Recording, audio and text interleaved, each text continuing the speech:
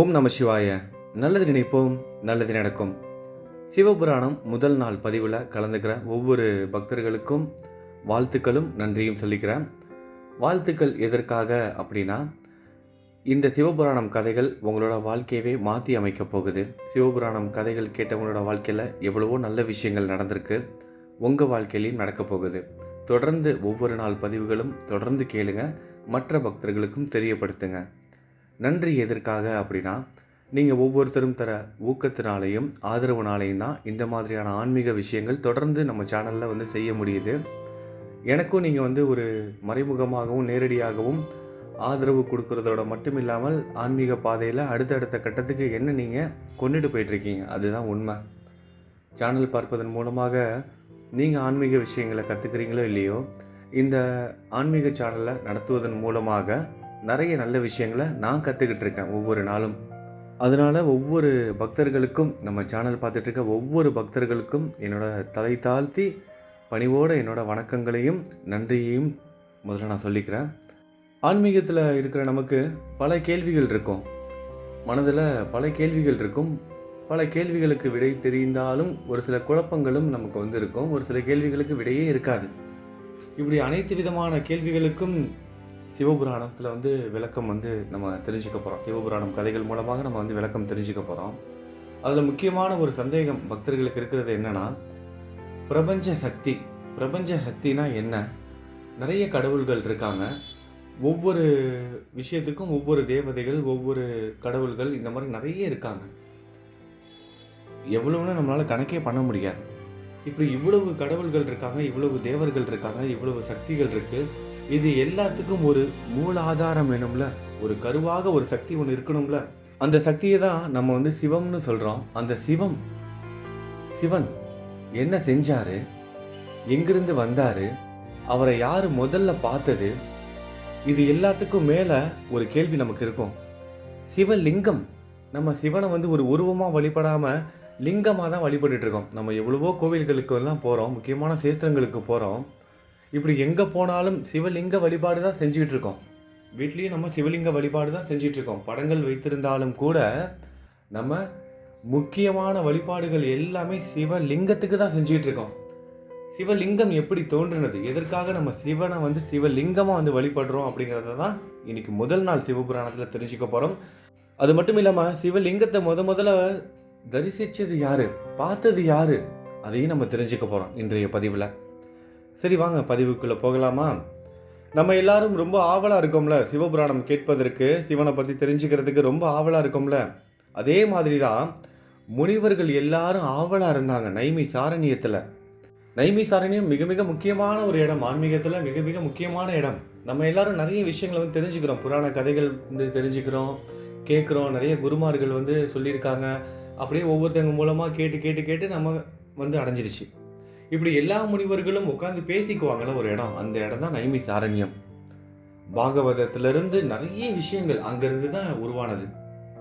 அந்த பாகவதம் முதற்கொண்டு நிறைய விஷயங்கள் உருவான புண்ணிய சேத்திரமான நைமி சாரண்யம் அமைந்துள்ள இடம் லக்னோ, அதாவது உத்தரப்பிரதேசம் மாநிலம் லக்னோவிலிருந்து ஒரு 100 கிலோமீட்டர் தொலைவில் இருக்கு. மேலும் ஒரு சிறப்பு அந்த இடத்துக்கு என்னன்னா, நைமி சாரண்யத்திற்கு அங்கே ஒரு வட்ட வடிவில் ஒரு தீர்த்தம் இருக்கும், தீர்த்த கிணறு ஒன்று இருக்கும், தீர்த்த குளம். அந்த இடம் பார்த்திங்கன்னா இயற்கையாகவே விஷ்ணு பரமாத்மாவை வழிபடுற இடம். அங்கே விஷ்ணு பரமாத்மா இயற்கையாக தான் காட்சி கொடுக்குறாரு. 108 திருப்பதிகள், 108 திவ்ய தேசம்னு சொல்லுவோம்ல, அதில் ஒரு முக்கியமான ஒரு திவ்ய தேசம் தான் நைமி சாரண்யம். உலகத்தில் வேறு எந்த இடத்துக்கும் கிடைக்காத ஒரு முக்கியத்துவம் அந்த இடத்துக்கு. எதனாலனா, விஷ்ணு பரமாத்மாவை அங்கே இயற்கையாகவே வழிபடுற இடம். இயற்கை தான் விஷ்ணு பரமாத்மா, திருவுருவங்கள்லாம் கிடையாது, இயற்கை தான் விஷ்ணு பரமாத்மா. அப்படிப்பட்ட ஒரு புண்ணிய சேத்திரம் தான் நைமி சாரண்யம். அந்த நைமி சாரண்யத்தை முனிவர்கள் எல்லாரும் ரொம்ப ஆவலோடு காத்துக்கிட்டு இருக்காங்க. சூத முனிவர்கிட்ட ஆவலோடு காத்துக்கிட்டு இருக்காங்க. சூத முனிவர் யாரு? வேதங்களை தொகுத்து வழங்கிய வியாச முனிவரோட மகன் தான் சூத முனிவர். அந்த சூத முனிவர், அவரை பற்றி கதையை சொல்ல போனோம்னா அது தனியாக போயிட்டு இருக்கோம். சரி, இப்போ நம்ம விஷயத்துக்கு வந்துடுவோம் நேரடியாக. அந்த சூத முனிவரை பார்த்து தான் எல்லாரும் கேட்குறாங்க. சூத முனிவர் இன்னொரு விஷயமும் சொல்லலாம். சூத முனிவர் தான் பரீட்சித் மகாராஜாவுக்கு பாகவத கதைகளை 7 நாளில் முழுவதும் சொல்லி முடித்தார். அந்த சூத முனிவர்கிட்ட முனிவர்கள் எல்லாரும் ஆவலோட காத்துக்கிட்டு இருக்காங்க. நம்மள மாதிரியே சிவபுராணத்தை கேட்பதற்காக அவரை வணங்கி கேட்குறாங்க. சூதமுனிவரே, உங்ககிட்ட இருந்து நாங்கள் நிறைய விஷயங்களை வந்து கற்றுக்கிட்டோம். சூதமுனிவரே, புராண கடல் நீங்கள், புராணங்களோட கடல் நீங்கள், உங்களுக்கு தெரியாத விஷயங்களே கிடையாது. நிறைய விஷயங்களை நாங்கள் கேட்டு தெரிஞ்சுக்கிட்டோம். அமிர்தத்தை பருகியிருக்கோம். உங்கள் மூலமாக நாங்கள் வந்து அமிர்தத்தையே வந்து பருகியிருக்கோம். இன்னும் நிறைய விஷயங்களை நாங்கள் உங்ககிட்ட இருந்து தெரிஞ்சுக்கணும்னு ஆசைப்படுறோம். அந்த ஆனந்தத்தை நாங்கள் மீண்டும் மீண்டும் அனுபவிக்கணும்னு ஆசைப்படுறோம் அப்படின்னு அவரை வந்து வணங்கி கேட்குறாங்க. நம்மளை மாதிரியே கேட்குறாங்க. சிவபெருமானுடைய தத்துவத்தையும் அவரோட அநேக அவதாரங்கள் மற்றும் அற்புத ரகசியங்களையும் எங்களுக்கு நீங்கள் உங்களால் சொல்ல முடியுமா? நாங்கள் அதெல்லாம் கேட்கறதுக்கு ரொம்ப ஆவலாக இருக்கோன்னு கேட்குறாங்க. ஈசன் இந்த உலக சிருஷ்டிக்கு முன்பு, இந்த பிரபஞ்ச சிருஷ்டி உருவாவதற்கு முன்பு எவ்வாறு இருந்தார், எப்படி இருந்தார்? மூவகை தொழில்களான 3 வகை தொழில்கள், படைத்தல், காத்தல், அழித்தல். அதில் அழித்தலுக்கு காரணகர்த்தாவாகின்ற ஈசன் இந்த உலக சிருஷ்டிக்கு முன்பு எப்படி இருந்தார் அப்படின்னு வந்து எல்லாரும் கேட்குறாங்க. அது மட்டும் இல்லாமல் அவரை வந்து வழிபட்டு அவரோட அருள் கடாட்சம் பெறுவதற்கான வழிமுறைகளையும் நீங்கள் வந்து எங்களுக்கு விளக்கமாக சொல்லுங்கன்னு எல்லாரும் வேண்டி கேட்டுக்கிறாங்க. இந்த கோரிக்கையெல்லாம் கேட்ட சூத முனிவர் ரொம்ப சந்தோஷமாக பேச தொடங்குறாரு. முனிவர்களே, உங்களோட விருப்பத்தெல்லாம் நான் வந்து பூர்த்தி செய்கிறேன். நீங்கள் இப்போது என்னை கேட்டது போல முன்பு ஒரு சமயம் நீங்கள் எல்லாரும் இப்போ என்னை கேட்குறீங்களே, இதே மாதிரி தான் நாரத முனிவர் வந்து பிரம்மதேவரை பார்த்து வந்து கேட்குறாரு. மானச பிதா, பிரம்மதேவர் வந்து நாரதருக்கு மானச பிதா. அவர் அந்த நாரதர் என்ன கேட்குறாரு, நான் அந்த மாதிரி நிறைய இடத்துக்கு போயிட்டு வந்தேன், அநேக வித திருவுருவங்களை தரிசிக்க நேர்ந்தது. சிவபெருமானோட அநேக வித திருவுருவங்களை என்னால் தரிசிக்க நேர்ந்தது. அவர் அந்த காலங்கள் அவர் அவதாரம் செய்வதற்கான நோக்கம் என்ன, எதற்காக இவ்வளவு அவதாரங்கள் வந்து எடுத்திருக்கிறாரு, உங்கள் மூலமாக நான் பார்க்கடலில் பள்ளி கொண்ட பரந்தாமனின் விஷ்ணு பரமாத்மாவோட மகிமையை அனைத்தும் நீங்கள் சொல்வதை நான் வந்து கேட்டு தெரிஞ்சுக்கிட்டு இருந்திருக்கேன். அதே மாதிரி இப்பொழுது சிவபெருமானின் அநேக வித திருவுருவங்களை வந்து நான் வந்து தரிசித்தேன். அவருடைய அவதார ரகசியங்களை தெரிஞ்சுக்கிறதுக்கு நான் ரொம்ப ஆவலாக இருக்கேன். தயவு செய்து எனக்கு அதை விவரித்து கூறுங்க அப்படின்னு பிரம்மதேவர்கிட்ட நாரத முனிவர் வந்து கேட்குறாரு. அதற்கு பிரம்மதேவர் சொல்கிறாரு, நாரதா, சிவபெருமானின் மகிமைகளை கேட்ட உடனேயே சகல பாவங்களும், எப்பேற்பட்ட பாவமாக இருந்தாலும் அது வந்து நசித்து போயிடும்.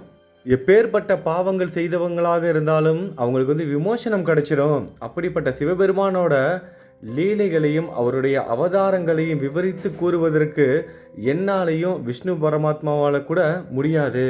இருந்தாலும் எனக்கு தெரிஞ்சதை நான் உங்ககிட்ட சொல்கிறேன் அப்படின்னு சொல்லிட்டு சொல்ல ஆரம்பிக்கிறாரு. இப்பொழுது சூத முனிவர் சொல்கிறாரு, இப்போ நாரத முனிவர் சொல்கிறாரு பாருங்க, இதையெல்லாம் நான் உங்களுக்கு இப்போ வந்து சொல்கிறேன், நீங்களும் அதை கேட்டு தெரிஞ்சுக்கோங்க அப்படின்னு சொல்லிட்டு சொல்ல ஆரம்பிக்கிறாரு. பிரம்மதேவர் நாரத முனிவர்கிட்ட சொல்கிறாரு, ஞானிகள் ஞான கண் கொண்டு பார்த்து மகிழும் பிரம்மம் என்பது அழிவற்றதாகும். அது ஸ்தூலமும் அல்ல, சூக்ஷமமும் அல்ல, சத்தியத்தையும் அறிவையும் உடையது. அது எல்லாம், அதுவே எல்லாம். அப்பிரம்மத்திற்கு ஒரு இச்சை உண்டாயிற்று.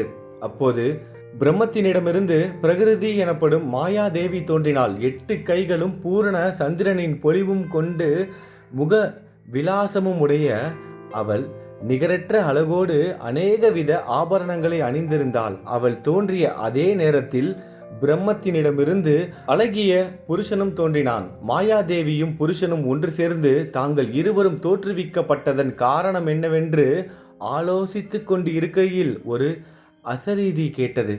மாயாதேவியும் புருஷனும் உருவாகிட்டாங்க. அவர்கள் இருவரும் வந்து பேசிக்கிறாங்க, நம்ம எங்கிருந்து வந்து உருவானோம், எப்படி தோற்றுவிக்கப்பட்டோம், இதோட காரணம் என்ன அப்படின்னு அவங்க 2 பேரும் பேசிக்கிறாங்க.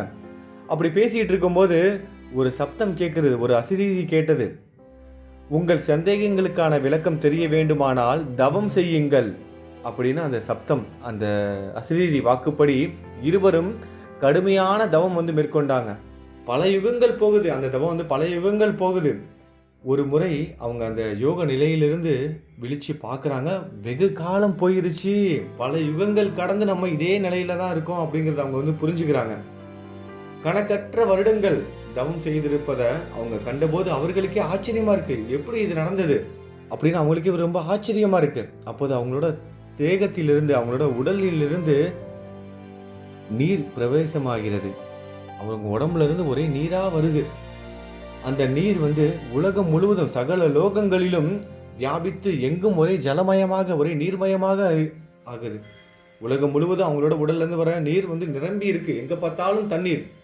அப்போது புருஷனும் பிரகிருதியோடு சேர்ந்து என்ன செய்கிறாங்க, மகிழ்ச்சியோடு புருஷனும் பிரகிருதியும் ஒன்றாக ஜலத்திலேயே வசிக்க ஆரம்பிச்சிட்டாங்க, நித்திரை செய்ய ஆரம்பிச்சிட்டாங்க. அது முதல் அவனுக்கு நாராயணன் என்ற பெயர் விளங்கலாயிற்று. பிரகிருதி நாராயணி என்ற பெயரோடு விளங்கினாள். அதாவது இவங்க 2 பேரும் அந்த தண்ணீரிலேயே, அந்த ஜலத்திலேயே, அந்த தண்ணீரிலேயே மிக நீண்ட காலம் நித்திரை செய்ததாலும் அங்கேயே வாசம் செய்ததாலும் நாராயணன் நாராயணி அப்படிங்கிற பெயரோடு விளங்க ஆரம்பிச்சிட்டாங்க. அதற்கப்புறம் நாராயணி பிரகிருதியிடமிருந்து நிறைய விஷயங்கள் உருவாக ஆரம்பிக்குது. ஒன்று ஒன்றா உருவாகுது. முதல்ல மாரத் அப்படிங்கிறது ஒன்று உருவாகுது. அந்த மாரத்தின் இடத்திலிருந்து சத்துவம், தாமசம், ராஜசம் என்னும் முக்குணங்கள் உண்டாகுது. அதிலிருந்து சப்தம், ஸ்பரிசம், ரூபம், ரசம், கந்தம் ஆகிய 5 உருவாகுது.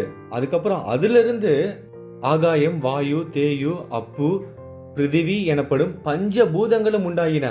பஞ்சபூதங்களிலிருந்து கர்ம எந்திரியங்களான வாக்கு, பதம், பாணி, பாயுரு, உபஸ்தம் ஆகிய 5 ஞான ஏந்திரியங்களான மெய், வாய், கண், மூக்கு, செவி ஆகியவையும் மனம், புத்தி, சித்தம், அகங்காரம் என்னும் அந்த காரணங்கள் 4 உண்டாயின. இப்படி 24 தத்துவங்கள் உருவாகுது. 24 விஷயங்கள் உருவாகி அந்த 24 தத்துவங்களையும் சுவாதீனம் செய்து கொண்டு நாராயணன் ஜலத்திலேயே தூங்கும் போது அவரது நாபியிலிருந்து, நாபினா என்ன, அவரோட தொப்புளிலிருந்து அழகிய தாமரை மலர் ஒன்று தோன்றியது. அவரோட தொப்புளிலிருந்து ஒரு தாமரை மலர் தோன்றுது. எண்ணற்ற இதழ்களோடு கூடியதும் அநேக யோசனை அகலமும், ரொம்ப பெரிய அகலம் கொண்ட உயரமும் உடையதாகவும் நறுமணத்தோடும் கூடியதுமான அந்த தாமரை மலரிலிருந்து ஹிரண்ய கற்பரான நான்முகன் அவதரித்தார். பிரம்மதேவர் அவதரிச்சாரு. நாராயணனுக்கும் நாராயணிக்கும் என்ன நடந்தது அதுதான் இங்கேயும் நடக்குது. இவருக்கும் புரியல, நான் எப்படி அவதரிச்சேன், இதுக்கான நோக்கம் என்ன, என்னை யார் உருவாக்குனாங்க, இது எதுவுமே அவருக்கும் தெரியல. அந்த மாயையினால அவருக்கும் அதை புரிஞ்சுக்க முடியல. உடனே அவர் என்ன செய்யறாரு, அந்த தாமரையிலேருந்து இறங்குறதுக்காக அங்கேயும் இங்கேயும் எப்படியாவது பிடிச்சி இறங்கிடலாம்னு சொல்லிட்டு இறங்கிறதுக்கு முயற்சி பண்ணுறாரு. அந்த அடிப்பக்கத்துக்கு எப்படியாவது போனாலும் அந்த காம்புலாம் பிடிச்சிக்கிட்டு கொஞ்சம் கொஞ்சமாக இறங்க பார்க்குறாரு. கீழே இறங்கி போகிறாரு. அது முடிவில்லாமல் போயிட்டே இருக்கு. அந்த காம்புகள் கீழே இறங்கிக்கிட்டே இருக்காரு. அப்பா இது சரிப்பட்டு வராது, நம்ம ஒரு வழியாக மேலேயே ஏறி போயிடலாம்னு சொல்லிட்டு மேலே ஏற பார்க்குறாரு. அங்கேயும் அவரால் முடியல. அவர் என்ன நினைக்கிறாரோ செய்ய முடியல. அந்த தாமரை மலரை விட்டு இறங்கவும் முடியல, மேலே ஏறவும் முடியல. என்னடா செய்யலாம் அப்படின்னு பார்த்துட்டு இருக்கும்போது அவர் ஒரு வழியாக சோர்வடைஞ்சு செயலற்ற நிலைக்கு போயிடுறாரு. நாராயணிக்கு என்ன நடந்தது, ஒரு அசிரீரி ஒரு சப்தம் கேட்டதில்ல, அதே மாதிரி தான் ஒரு அசிரீரி கேட்குது. நீ தவம் செய்தால் நீ விரும்புகிற காரியம் பூர்த்தியாகும் அப்படிங்கிற மாதிரி தவம் செய்ய சொல்லுது அந்த அசிரீரி. பிரம்மதேவன் 12 வருடங்கள் தவம் செய்தார். 12 வருடங்கள் தவத்தின் முடிவில் சங்கு சக்கர பீதாம்பரதாரியாய் கோடி சூரிய பிரகாசத்தோடு நாராயணன் அவருக்கு காட்சி கொடுக்கிறாரு. அவரை பார்த்ததும் நான் முகனுக்கு ஒண்ணுமே விளங்கல. நாராயணனை பார்த்து கேட்கிறாரு, நீ யாரு அப்படின்னு கேட்கிறாரு. ஏன்னா இவரே யாருன்னு தெரியல. திடீர்னு ஒருத்தர் இவ்வளவு பிரகாசமா சங்கு சக்கரத்தோட கோடி சூரியனோட பிரகாசத்தோட அவருக்கு ஒரு காட்சி கொடுத்தா அவருக்கு யாரு என்ன தெரியும், ஒண்ணுமே தெரியல. நீ யாரு முதல்ல சொல்லு அப்படின்னு கேட்கிறாரு. உன்னை தோற்றுவித்தவனே நான் தான் அப்படின்னு நாராயணன் சொல்றாரு. சர்வ வியாபியான என்னை விஷ்ணுன்னு சொல்லுவாங்க.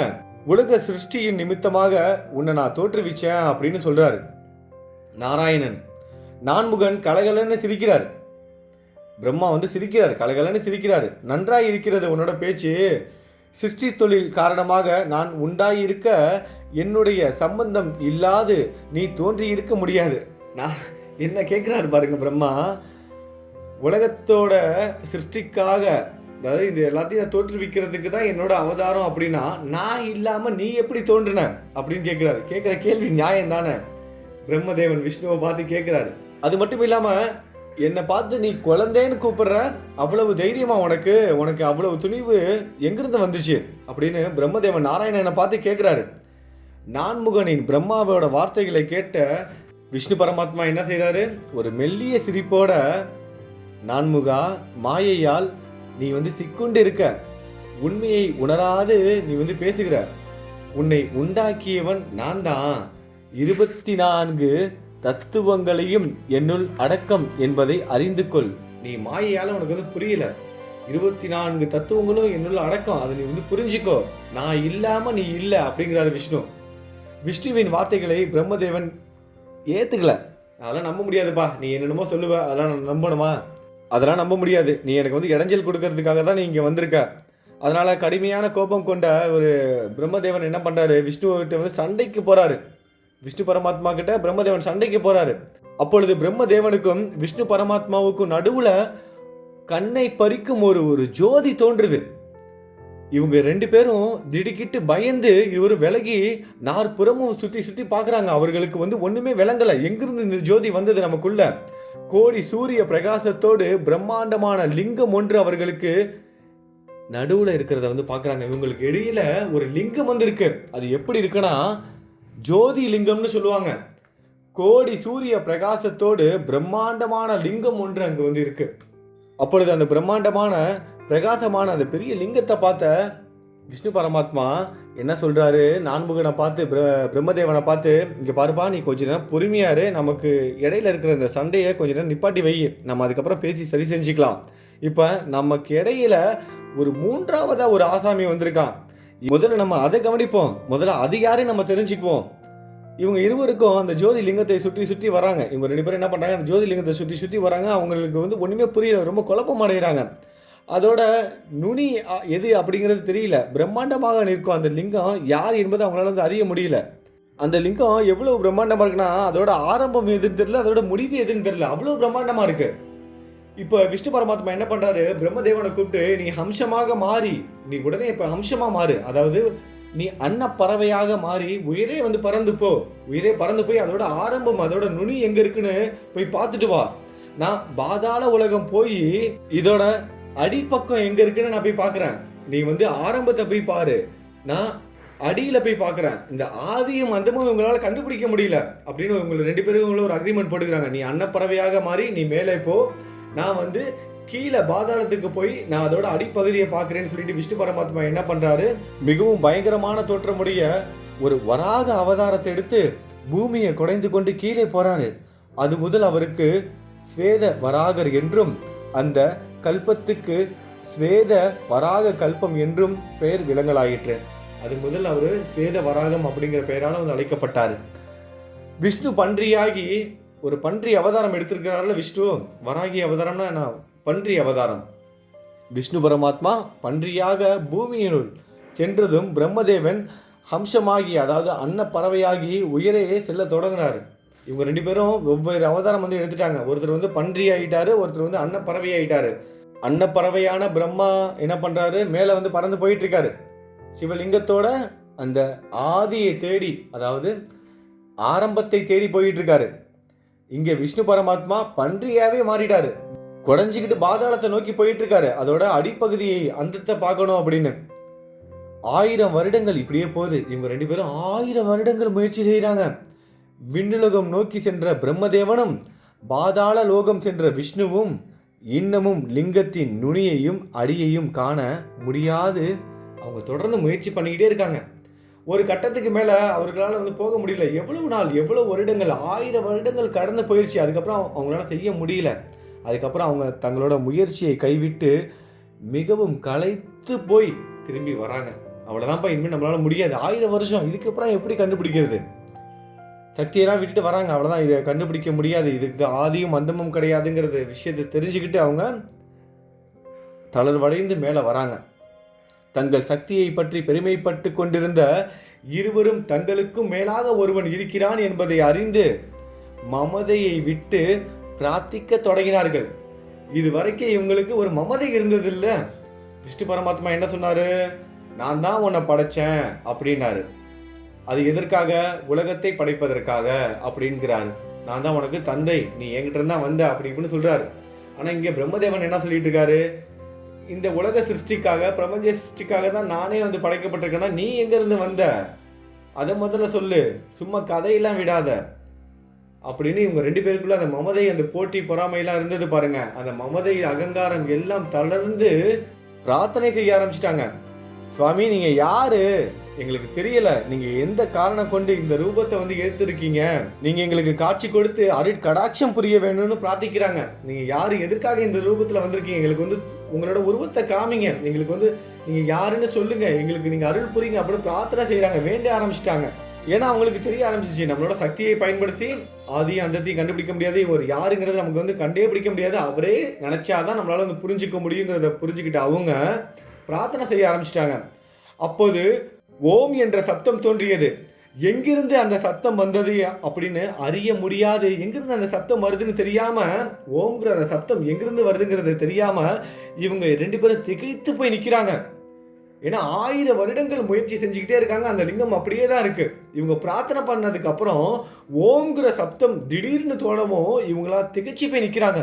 இவர்கள் எதிரில் பிரம்மாண்டமாக நிற்கும் அந்த லிங்கத்தின் தென்பாகத்தில் முதலாவதும் அழிவில்லாததுமான அக்ஷரத்தையும் அதன் வடபாகத்தில் உகாரத்தையும் இரண்டிற்கும் இடையில் மகாரத்தையும் உயரத்தில் ஓம் என்ற சப்த வேஷத்தையும் கண்டனர்.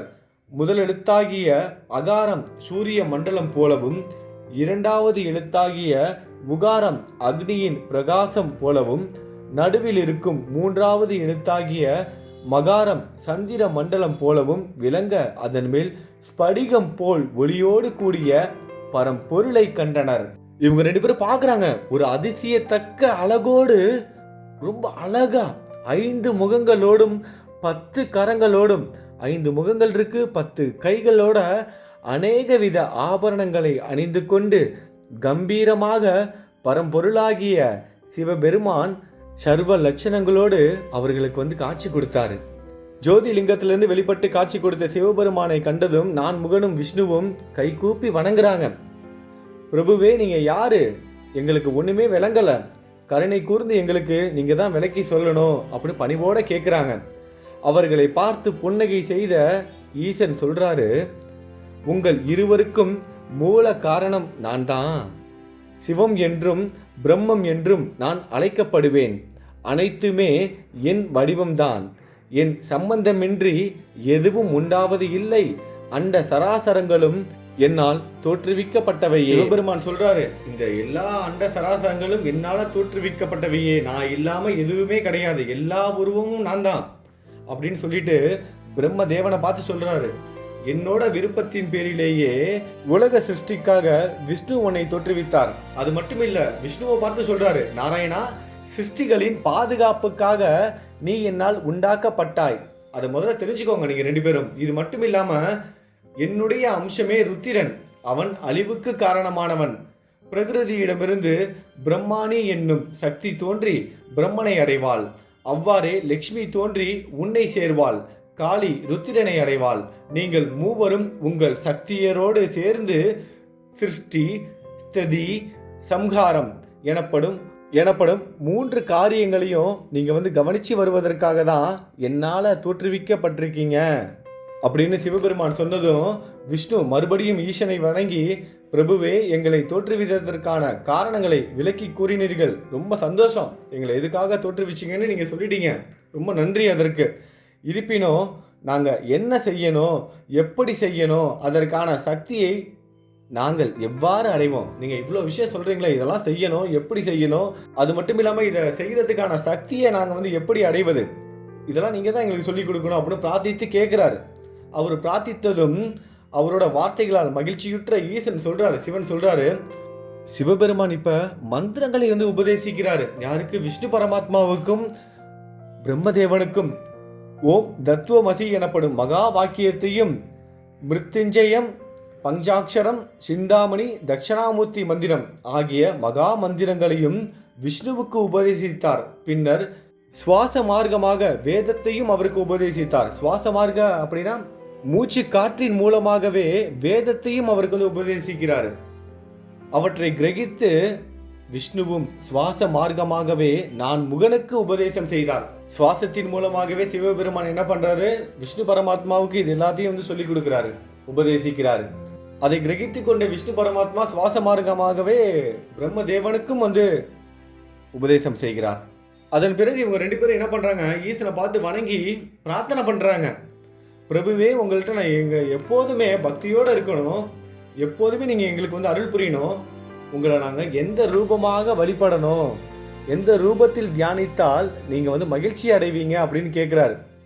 விஷ்ணு இப்படி கேட்டோன்னு சிவபெருமான் சொல்கிறாரு, நாராயணா, இப்போது நான் உங்களுக்கு எப்படி காட்சி கொடுக்குறேன்? நீங்கள் இதே தோற்றத்தில், அதாவது லிங்க வழிபாடையே செய்யுங்க. லிங்க தோற்றத்தில் நான் இருப்பதாகவே எண்ணி நீங்கள் வந்து தியானம் செய்தால் போதும். என்னை தியானிப்பவர்களுக்கு நான் சகல காரிய சித்தியையும் அளிப்பேன். பிரம்மன் என் வலது பக்கத்திலும், விஷ்ணுவாகிய நீங்கள் என் இடது பக்கத்திலும், ருத்திரன் இதயத்திலுமாக இருப்பீர்கள். இப்படி நீங்கள் 3 பேரும் தனித்தனியாக இருந்தாலும் நீங்கள் என்னோட அம்சம்தான். படைத்தல், காத்தல், அழித்தல் ஆகிய 3 தொழில்களும் நடைபெறணும் அப்படிங்கிறதுக்காக தான் நீங்கள் 3 பேராக பிரிஞ்சு இருக்கீங்க. ஆனால் உண்மையை சொல்லணும்னா நீங்கள் 3 பேருமே என்னுடைய அம்சம்தான் அப்படின்னு சொல்கிறாரு. இன்னும் உங்களுக்கு ரொம்ப எளிமையாக சொல்லணும்னா, நான் தான் 3 பேராக பிரிஞ்சிருக்கேன். நீங்கள் சிவ ரூபத்திலிருந்து உண்டானவர்கள்.